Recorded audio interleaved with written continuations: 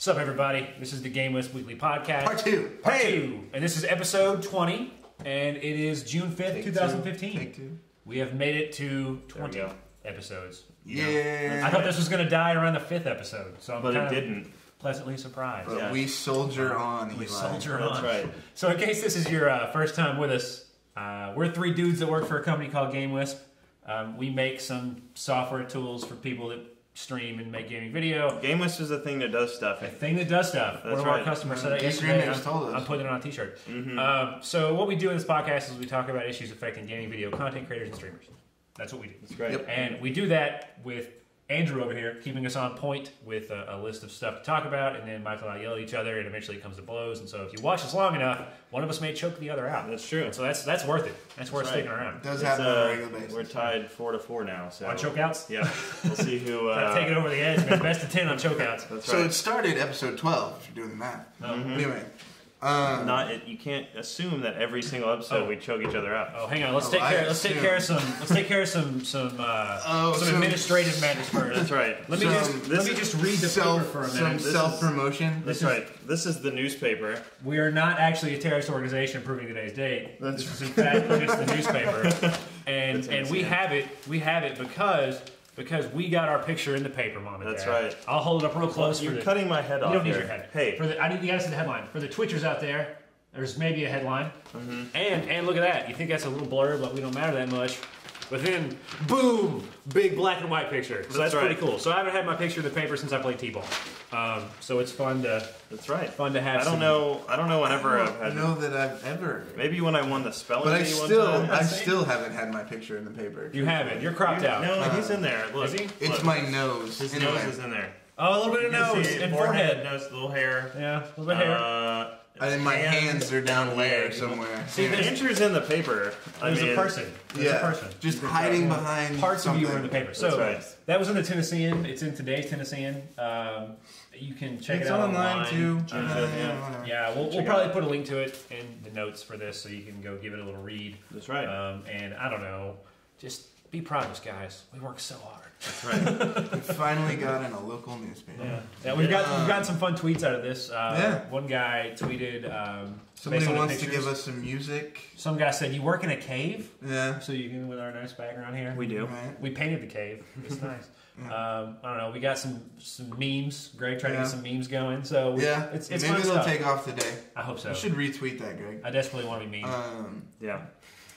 Okay. Just So because of the ridiculous looks. Okay, so after that little clerical work is done, get us on track. What's happening? in game video land? on to the things that we have to talk about for today.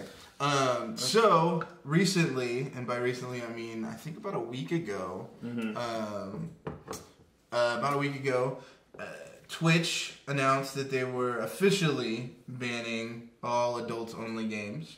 They had de facto banned most adults-only games through their terms of service that talk about pornography and lewdness and all of that. But now they've made that ban official. And of course, we all know that is in some ways responsive to the game Hatred that was announced, and In God some said ways we're or not in gonna- every way. I mean, I think it is responsive, but I think in some ways it's also, I think Twitch is also taking a stand that says games like this that get these types of ratings are not welcome on the platform. Sure. Because this does in some way set a precedent that something that has that level of violence and that level of, I don't know, whatever it is that Hatred has. Yeah. That this sets a precedent that those can get that adults only rating. Yeah, so I hate that it was Hatred that caused this decision to be made. So some backstory here, if you've never heard of Hatred. Hatred is basically an innocent people murder simulator. You just go out and it's disgusting. It right? is disgusting. And we can talk about why we feel it's disgusting. Maybe you have a different opinion out there in podcast land. But I kind of hate that it was a game like this that led to Twitch's decision, because I feel like it was an easy decision. You can look at a game like this based on the trailer, based on reports about it and stuff, and have a really hard time sussing out redeeming qualities with this game. At least me personally. Maybe you out there have a ton.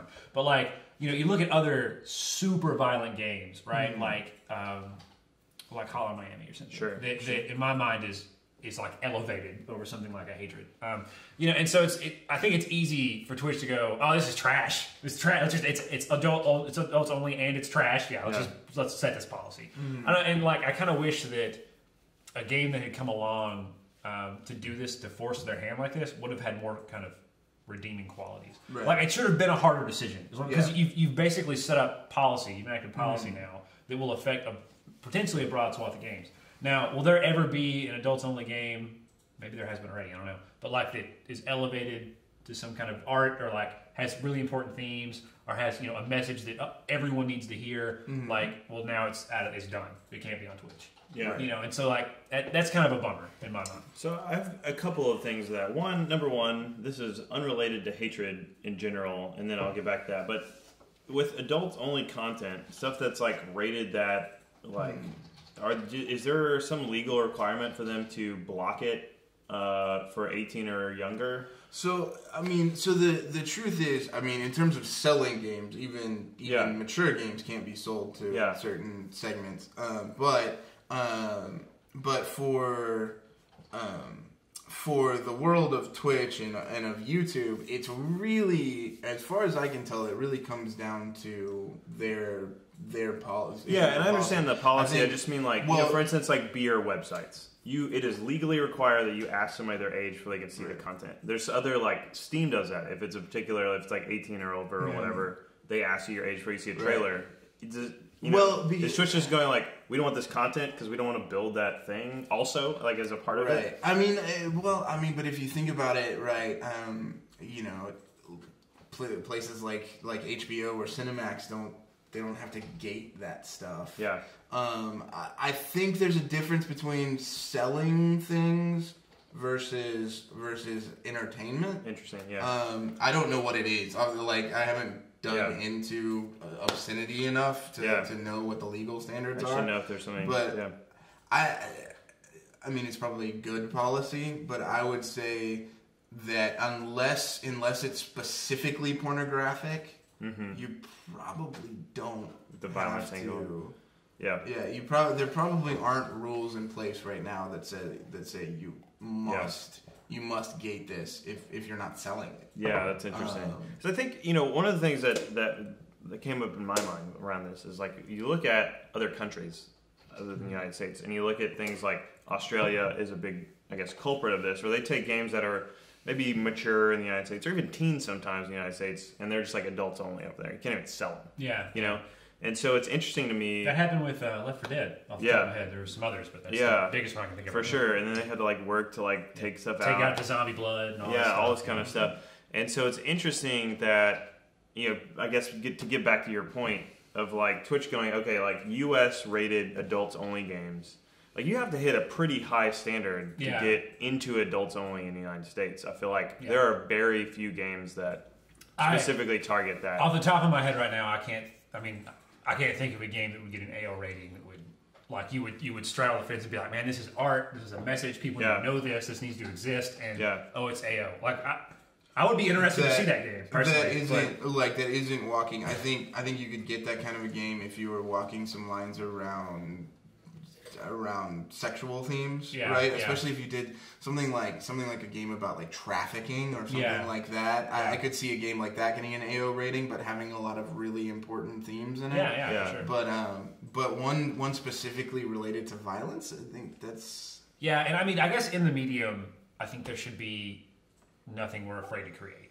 I don't know, like the ramifications of that creation. Who knows? Man, it's a bold opinion, but, like, you know, there should be nothing we're afraid to create, and I think this, like, when you have that philosophy, things come out like hatred that is kind of like, I don't see the value in this as a function of its violence. You know? Sure.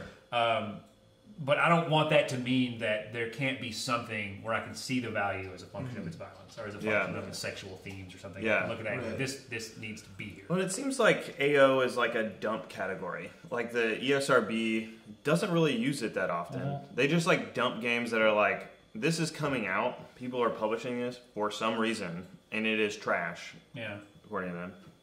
Probably according to most people. I don't know. And then they just, like, put that on there. Because in my mind, mature is like what I would think of like as an adult game. Like you have to be 18 to buy it, right? Mm. Which is you are also an adult. Yeah. You know, so it seems it's almost like a duplicate category that just the most extremes on any of these just get into if it has to be rated.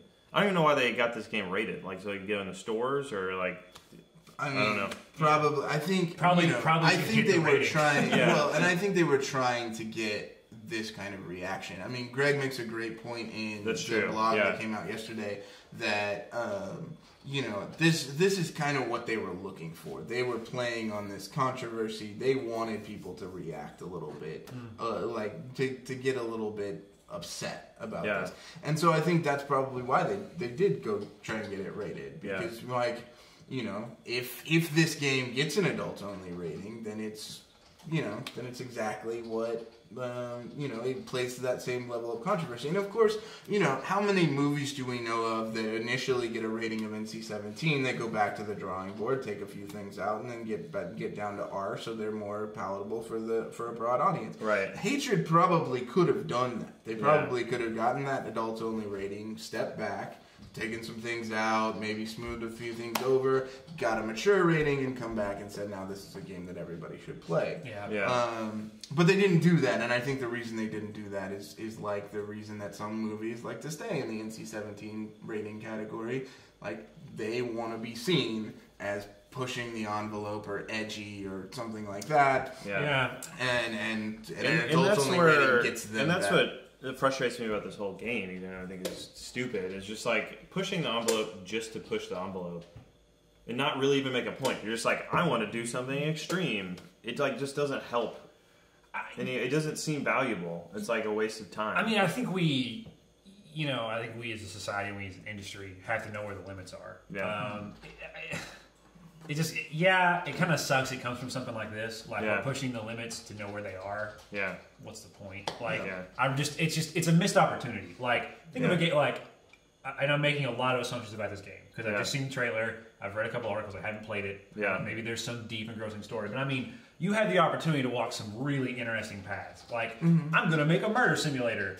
Well, that's gross, probably, but let's talk about why. Like, what's the motivation of this character? Why do we go on this path? Why did we get here? Like, what was it? Society? Was it like? There's all kinds of interesting things you can talk about. Yeah. And to like, I think by all accounts, to miss that opportunity, and I'm saying because I don't know, I haven't played it. Like to miss that opportunity is like it's lazy. Like you're just being lazy. Well, and I mean, even look at like to that point, it reminds me of Call of Duty Modern Warfare 2. The airport level, where you have I don't know if have you played that or you heard of this. Okay, so you're an undercover American person. You're a spy, soldier guy. Yeah, soldier guy in a terrorist organization, and so they decide they're going to commit a terrorist act on an airport and go shoot it up. And so you participate in this, but you don't have to.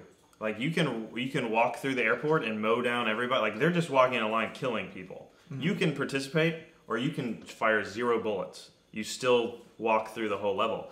And like the cool thing about that, like a lot of people are like outraged by that or whatever. But I thought the cool thing was like, you're not required to do this, right? You're not like, and for me, it was like, you actually get, if you're playing the game kind of in the mindset of it, you're like, what's going to happen if I don't? Or are they going to like, because part of it was like, you're trying to like stay, undercover cop kind of thing, right? What happens when you have to like do something evil to like, for the sake of the mission or for like the sake of staying undercover, and you have to make a moral decision in your side yourself. Like, am I going to kill these innocent polygons that aren't really people, but they feel like people, and I feel like I shouldn't shoot them, and you make an interesting choice. That, maybe not 100% purely well done or executed well or whatever, but for me, it was like a visceral experience of making a moral decision of what I was going to do, even as what my avatar was going to do, and so, and to balance that against outcomes, right? Like, it's that, and that is the better road to walk. Like, we can debate how tasteful that level was, but at least they tried to walk that line. They tried to make it like it was a statement. It made you think like, what's going to happen if I do this, and what does this mean, and all, So and I think if you can go that route, it's fine. And we can talk about violence in other games. I mentioned Hotline Miami earlier, and like I had a hard time like reconciling in my mind why a game like Hatred was bad and why a game like Hotline Miami is I consider art. Yeah. You know, and so it's like it was tough, you know, and like Mm-hmm. I think because they're both games about violence and about in a lot of ways the glorification of violence and what that violence means. But you know, at least in Hotline Miami, you see like this descent into madness you know, of the main character and like what this is doing to him. Yeah. And he still like commits good acts, you know, like he saves a girl on one level and stuff, and you know, so it's like what is like piecing that together, like we can have a game that can have that level of violence because it's like, over the top violent, and I feel like even if you had taken the graphical style like that over the shoulder third person hatred style and put it in Hotline Miami, you would still have a game that was art. I think. But because it makes a statement about the violence, not just this is violence. So I don't know, like maybe that's the reconciliation in my mind, but like you know. Hatred still has a chance to go there. I don't know. Maybe it's going to come out and be like, "Whoa, this is way deeper than we anticipated." Yeah. I mean, this was early access. Yeah. I don't know, but I think there is, and like I'll refer people to Greg's blog, and he talks about this. But I do think there is something about hatred that makes us all kind of viscerally get a little uneasy. Where there is kind of a question there of like, why is that? What, like if I can walk outside in GTA and just run everyone over in a car. Like, why doesn't that make me feel weird in a way that, like, walking out with a gun and just murdering people as I walk down the street makes me feel like there's, like, it's rough. I watched that trailer and I thought, wow, that's rough. But I watch people play GTA where they're just running around shooting people and, like, okay. And I think one of the things that just infuriates me about the fact that this game even exists is that gaming in general has such a bad reputation to a lot of people for just being like a murder simulator. And now we have one. Yeah. That everyone's going to eventually, 6 months from now, when the media catches up with the internet, they will find this game and they will show pictures of it and video, and there will be people on all the news channels talking about how, and somebody will kill somebody, and then they'll have happened to download this game, and then, all this stuff like that, like, I don't want anybody to kill people, but like just this sort of like, I don't know, I feel like games like these are bad for the industry. You make scapegoats. Yeah, because it's like, okay, why isn't the TV talking about you last night? I was like playing with your buddies from all around the country and having a great time and sharing it with your friends. We were watching on Twitch, and just like, or like when I'm playing Destiny with my buddies from around the country and we're catching up and talking about life and how's your kid and how's your wife and we're hanging out and accomplishing fun things together. Like that's what gaming is about. It's not about this. And my concern sometimes when stuff like this even comes out is just like, it's pointless. It's just pointless violence, and then other people are going to pick it up. I mean, the opposite part of that is like, I'll debate myself, but like, you don't want to not create things just because it's controversial. I understand that. Right. But still, it's just... Like Eli was saying, you want to create the controversial thing in a way that challenges the status quo. And I think, like, if you're going to make a mass murder simulator, make a mass murder simulator that does challenge this idea of how we think about violence in video games. Make a mass murder simulator that does challenge the way that we think about the way that we think about the people who have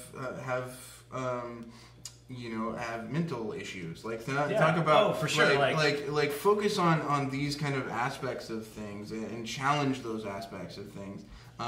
And that's what elevates I'm gonna run around and kill people with a pistol to, like, I'm going to say something and be a part of the ongoing conversation within our industry, and then truthfully within our society as a whole about how we handle these issues when people do go off and kill a lot of people. And I mean, games can build empathy like absolutely. That way, and even in topics that are really like, you read it, it's black and white. This is evil. Like, did you guys catch up on all the buzz about Massachusetts? Have you seen this? This game. So this is a little indie game. What's his name? John Old Blood, John Young. I can't remember his name, but so he's making this game, and Massachusetts is you play as it's a point and click adventure game. But you play as basically a child, and you're growing up in this really broken home. And like, there's you have some serious mental issues, and it's about like growing up and moving forward and grappling with those issues. And it turns out it's based on the story of the Gray Man. He was this murderer in like the 20s who did some, I don't even want to talk about it, heinous stuff. Yeah. Heinous stuff. And was just seriously mentally disturbed. But like you can read that in Wikipedia and you can go, this guy was a nut job. Yeah. But you can play this game and you can it's in there. There's like a demo of the first part. And you can be like, whoa, like I can relate to like how we got here, like how this guy got so unhinged. Yeah. Like that is violence serving the art. Yeah. You know, and I think that is the important distinction to make. Yeah. Like, you know, you can take a topic that is probably one of the most disgusting, horrifying murders in the history of ever. Yeah. And you can make a game about it and you can make me feel something that's not just disgust. Yeah. That is art. You know? And hatred, I haven't seen that yet. Right.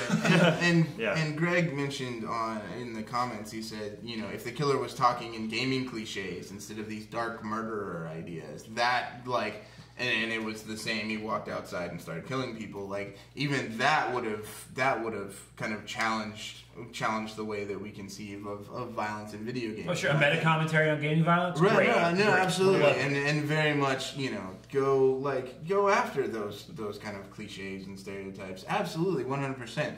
But I don't know. You watch that trailer and you don't get any sense of that, and I think that's why we that's why we look at Hotline Miami and we think, wow, this is a really interesting, well-made game, and why we watch that trailer and we go, it's rough. It's just rough. I can't find any other way to describe it other than rough. Yeah. Like, you know. So. All right, let's move on. So Get us past the violence. Yeah, past the violence.